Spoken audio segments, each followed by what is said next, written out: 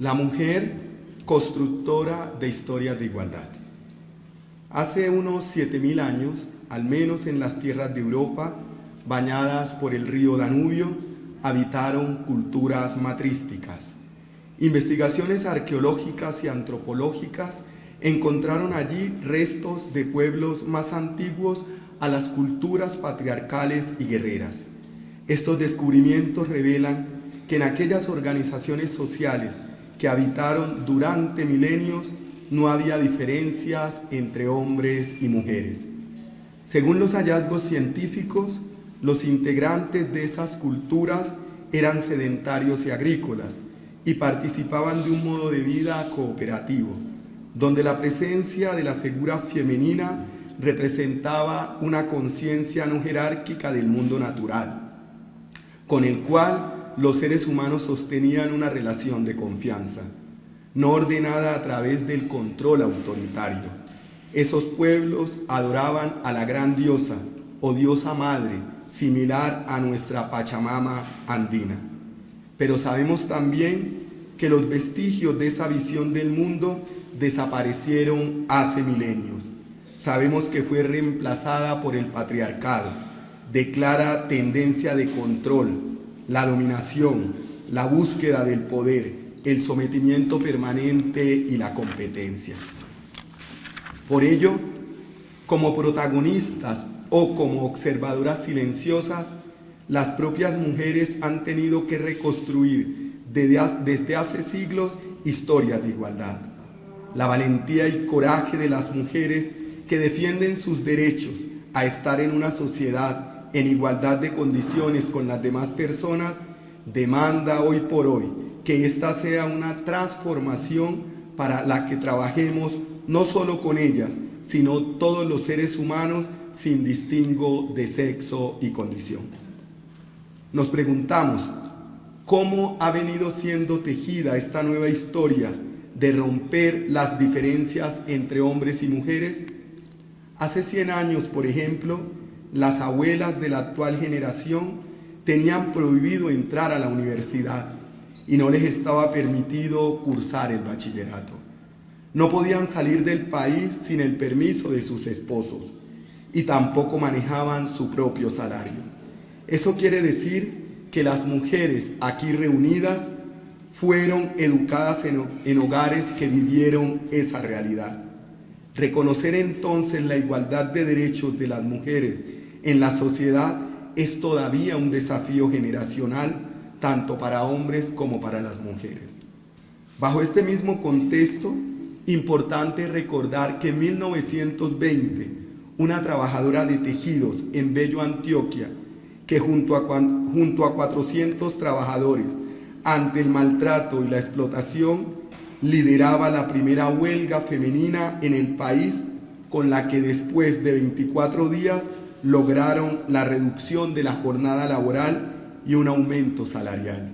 Una mujer rebelde e iluminada, una del 73% de la fuerza obrera del Valle de Aburrá, una del 85% de solteras de empresas textiles, trilladoras de café o empleadas de fábricas de cigarrillos, oficios en los que las familias campesinas encontraban una buena opción laboral para las hijas solteras, porque la sociedad de entonces no veía bien que, por trabajar en las fábricas, las mujeres casadas descuidaran su familia y su sagrada misión, entre comillas, de amas de casa. A pesar de estas batallas que durante años han buscado otorgar a la mujer su estatus como ser humano en igualdad de condiciones para trabajar, vivir con dignidad, tomar decisiones, tener opciones y criterio propio, los estereotipos sociales que surgen en contextos de dominación y sumisión y que prevalecen restringen la mirada solo a su condición casi natural de madres, esposas y seres frágiles y débiles. De acuerdo con el reporte de Naciones Unidas, los grandes resultados que han librado las mujeres por reivindicar sus derechos se oficializan y materializan en leyes a nivel mundial en 1995, con la aprobación de la Declaración y la Plataforma de Beijing, que es una hoja de ruta histórica firmada por 189 gobiernos que establece la agenda para la inclusión de los derechos de las mujeres, y en el 2015 con la incursión de 5 objetivos de desarrollo sostenible. Colombia ha ratificado todos los tratados internacionales vigentes sobre los derechos humanos y los derechos de las mujeres, de los cuales destacamos la Convención sobre Derechos Políticos de la Mujer en 1953, la Declaración sobre la Eliminación de la Discriminación contra la Mujer de 1967, la Convención sobre la Eliminación de todas las formas de discriminación contra la mujer en 1981 y la Convención Interamericana para prevenir, sancionar y erradicar la violencia contra la mujer, que es la llamada Convención de Belén de Do Pará. El derecho al voto en nuestro país, para citar uno de los avances significativos, los lograron las mujeres en 1954 con el esfuerzo de Esmeralda Arboleda, una de las primeras abanderadas en esta causa. Años después, de manera gradual, se han aprobado varias leyes para rescatar muchos de sus derechos. Entre estas están la política pública para la equidad de género para mujeres y el plan integral para garantizar a las mujeres una vida libre de violencias, aprobada en el año 2012. Hace 12 años, de acuerdo con el Ministerio de Salud, esta ley tiene como propósito garantizar los derechos humanos integrales e interdependientes de las mujeres y la igualdad de género. A partir de esta norma, el mismo Ministerio ha desarrollado acciones para llevarlas a la práctica, en las que se cuentan la transformación cultural y construcción de paz, la salud y los derechos sexuales y reproductivos y una vida libre de violencia del Plan de Acción Indicativo para el periodo 2013-2016. Está también la Ley de Víctimas y Restitución de Tierras, aprobada en el 2011, con disposiciones destacadas sobre la igualdad de género, así como la Ley 1257, por la cual se dictan normas de sensibilización, prevención y sanción de formas de violencia y discriminación contra las mujeres, de 2008, y la Ley 1719 de 2014, por la cual se adoptan medidas para garantizar el acceso a la justicia de las víctimas de violencia sexual, en especial la violencia sexual con ocasión del conflicto armado. La Corte y las mujeres. Nuestra Corte Suprema de Justicia también ha dado cara a este desafío actual para la función judicial. Ante la realidad que viven las mujeres en su familia, en el ámbito laboral y en el conflicto y el ámbito penal, a través de la jurisprudencia viene trazando un claro enfoque de género, derribando estereotipos anclados en el imaginario social. La Sala de Casación Civil, por ejemplo, en la sentencia SC 8225 de 2016, declara la existencia de una sociedad de hecho en favor de una mujer a quien se le había negado inicialmente la legalidad de una relación de concubinato con la cual podía solicitar el derecho a algunos bienes de dicha sociedad. La decisión que en este caso beneficia a una mujer tiene repercusión social, al definir que el trabajo doméstico invisible, silencioso y sin contraprestación económica directa contribuye al desarrollo de la economía de la pareja, de la familia, de la nación, porque permite acumular riqueza y obtener recursos. Las directrices que ha dado la Corte son relevantes también en el papel que deben cumplir los jueces para eliminar los estereotipos machistas, por ejemplo, al valorar los delitos sexuales en el que debe considerarse más el comportamiento del agresor que el de la víctima.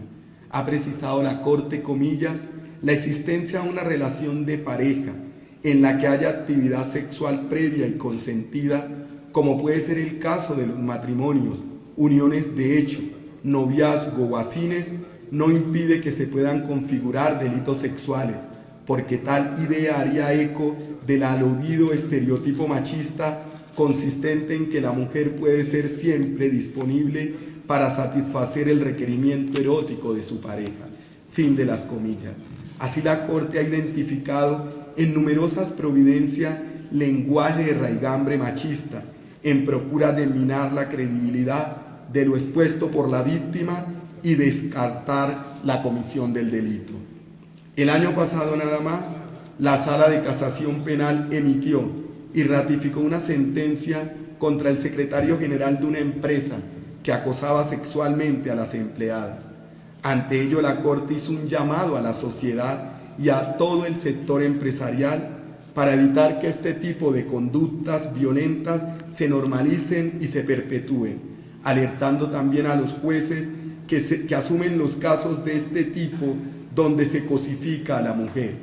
Es la mujer, dijo la Corte, como un ser digno, valioso y capaz de tomar decisiones y de expresarlas, quien define si permite ser tocada o cortejada. La Corte también recordó e hizo patente con otra de sus sentencias que las relaciones de pareja no implican obligación de mantener relaciones sexuales, aún entre cónyuges o compañeros permanentes. Esta decisión interpela tradiciones de dominación entre hombres y mujeres en su espacio más íntimo. En el campo laboral, la Corte ratificó la condena contra el dueño de una finca, cuyo mayordomo resultó herido y la esposa de este muerta, quien también era trabajadora de la finca. La sentencia de este caso es trascendental porque evidencia cómo en ciertos espacios aún se suele pagar un salario a varones, pero no a sus esposas, a pesar de que ellas llevan a cabo tareas muy difíciles y constantes en muchas zonas rurales.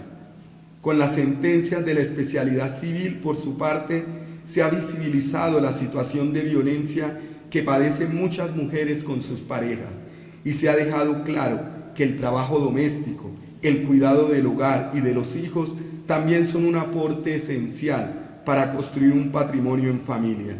Con estas decisiones de la Corte se han garantizado los derechos de la mujer en los casos de divorcio.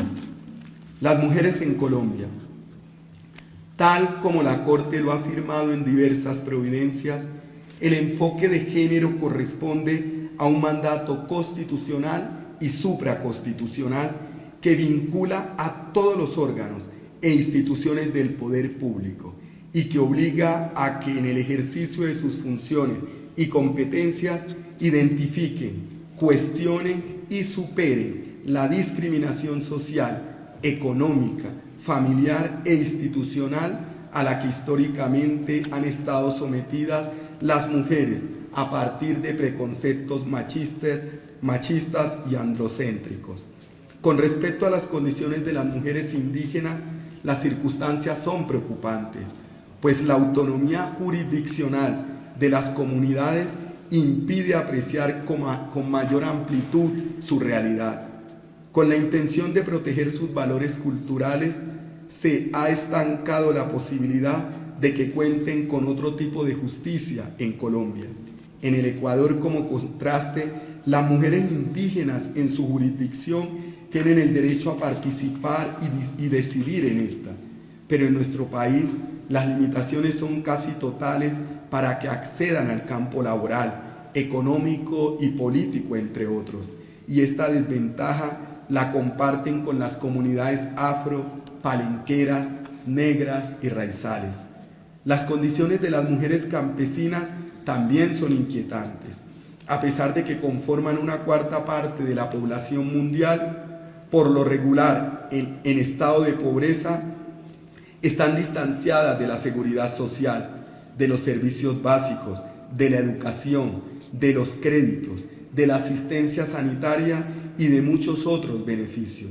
También tienen cerrado el acceso a la participación política y casi ninguna recibe remuneración por sus sacrificados y constantes trabajos.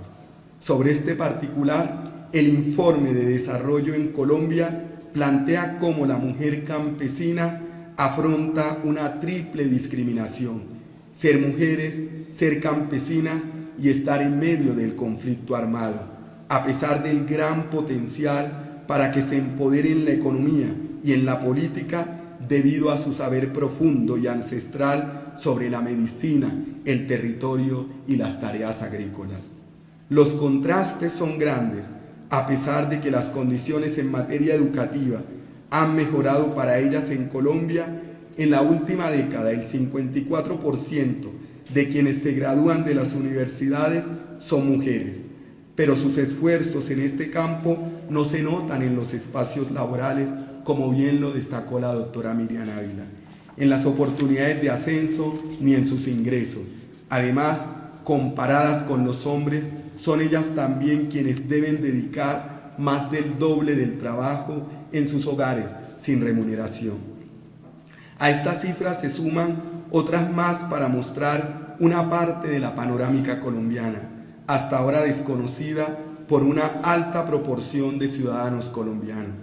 Las mujeres pertenecientes a grupos étnicos, indígenas y afrocolombianas se han visto afectadas de manera desproporcionada por la violencia derivada del conflicto armado.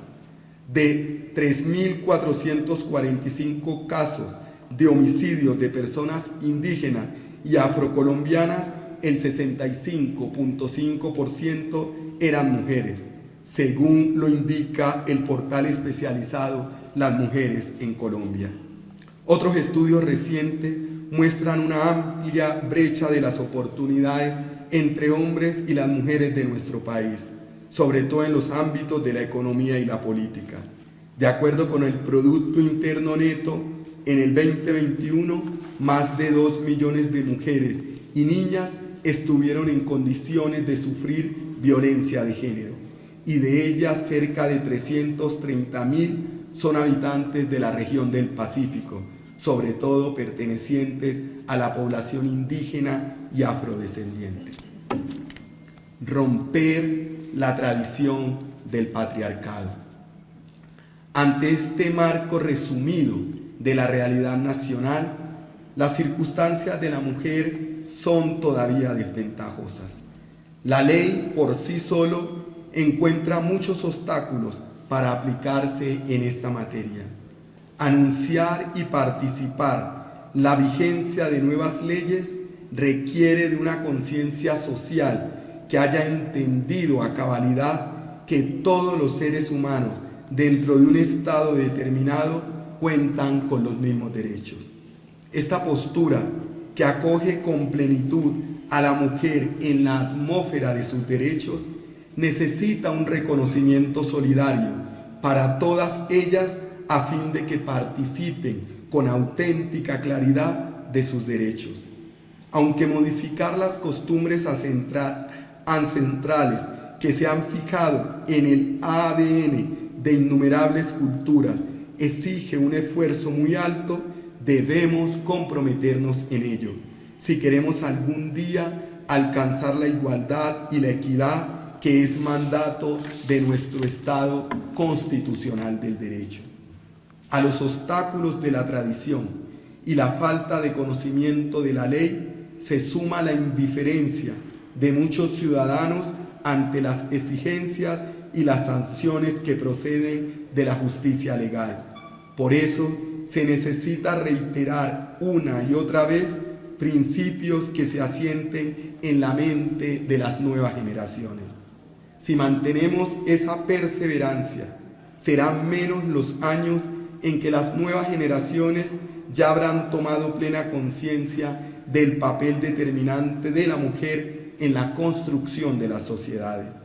Muy pronto los nuevos colombianos también habrán comprendido que esa exclusión milenaria que hubo contra la mujer desde todos los puntos de vista será un mal recuerdo y sobre todo un absurdo que la humanidad jamás debió permitir. El desequilibrio continúa y modificar esas mentalidades milenarias requiere un mayor compromiso y más que nada de conciencia. Los científicos descubrieron ese antiguo mundo en que no hubo diferencia entre hombres y mujeres, pero no contamos todavía con un registro claro de cómo ocurrió el cambio de la sociedad matrística a la patriarcal.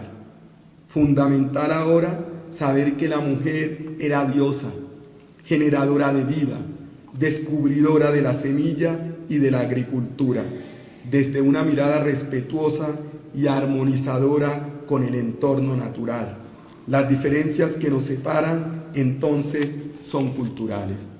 Así las cosas, es probable que ninguna ley ni autoridad pueda forzarnos a salir de nuestra insensibilidad y ceguera colectivas. No obstante, como cada ser humano es forjador del mundo en que vive, somos nosotros, hombres y mujeres, quienes debemos asumir el cambio, y lo seguiremos haciendo desde nuestra función, pero sobre todo transformando nuestra manera de pensar, hacer y convivir como individuos y sociedad, con plena conciencia del gran potencial matrístico por un mundo cooperativo, armónico, colaborativo y respetuoso de nuestro entorno natural y humano. Gracias, mujeres, por mantener viva la esperanza.